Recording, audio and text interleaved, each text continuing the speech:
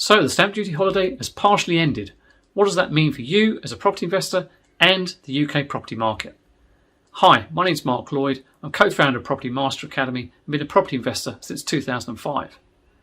In July 2020, Rishi Sunak, the Chancellor, introduced the stamp duty holiday, whereby home movers could benefit from a reduction in stamp duty for anything purchased below £500,000 would be zero stamp duty. They had knock-on effects for property investors as well, so we saw a similar reduction, although of course there is still that 3% extra that property investors pay anyway. So that was a great idea, and it was fantastic at the time, because if you bear in mind, a year ago, just over a year ago, the property market, or the whole of the country, had shut down for virtually 3 months. So what the Chancellor wanted to do was kickstart not only the property market but the economy, because by kickstarting the property market, that also has a knock-on effect for a number of businesses and trades throughout the country. And that was an excellent idea, and it definitely worked. So what have we seen? Well, we've seen property prices increase at an incredible rate, although that's the way it seems. We must of course bear in mind there is no data for that period of 3 months when the whole country was shut down, so there was no property sales. So it looks like property prices are increasing at a substantial rate, but in reality they're not, because there was no data for those months. However, we have got property prices at all-time highs now. So where does that leave us? Well, with the partial reduction now in the relief available, so instead of being 500,000, we're now down to 250,000 from the 1st of July, and that will change again from the 1st of October down to the pre-pandemic level of the basic rate level. £125,000 is when stamp duty will start.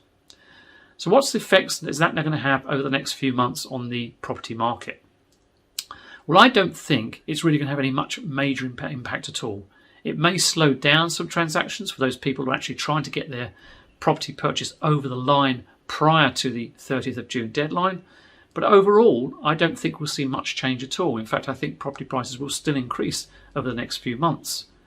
What we may see is that the tenants will stay in their properties a little bit longer. They may not now be motivated so much to move, because they're not going to save that. If you took it to the £500,000 level, a £15,000 saving in stamp duty, that's quite a big motivator. So they may not do that now. So we may see a slowdown in the number of potential first-time buyers buying properties and staying renting for that little bit longer. Of course, what's going to happen when furlough ends on the 30th of September, the same time as that stamp duty relief disappears as well? Well, there's a lot of uncertainty at that point, and I think many people, many experts are disagreeing on what could happen. Personally, I think what we've seen since the lockdown started to ease over the past few months, that jobs have started to increase as well. So whilst there was a fear that unemployment would skyrocket above 3 million, I don't think that's going to be the case, although I do think we will see an increase in unemployment in the Q4 of 2021 into 2022. Now, generally speaking, whenever in the past, when unemployment has risen, property prices have dropped. But we are in unusual times, and that's why I say a lot of experts disagree on what could potentially happen here. I personally feel that we will see a slight lull in prices towards the end of 2021 and into 2022, but that prices will then pick up again. Now, what is interesting also is it is now cheaper to rent than it is to buy for the first time in 6 years. So I think we may see people renting again for that little bit longer. However, the reintroduction of 95% mortgages coupled with the return to offices could mean higher demand returning back to the city areas. But also, demand is still high in rural areas, but supply is still very sparse. People are still looking for those homes where they can have that extra room, maybe as an office, so they can still continue to work from home, even though it may only be part of the time. That's a great opportunity for developers to start building in those areas.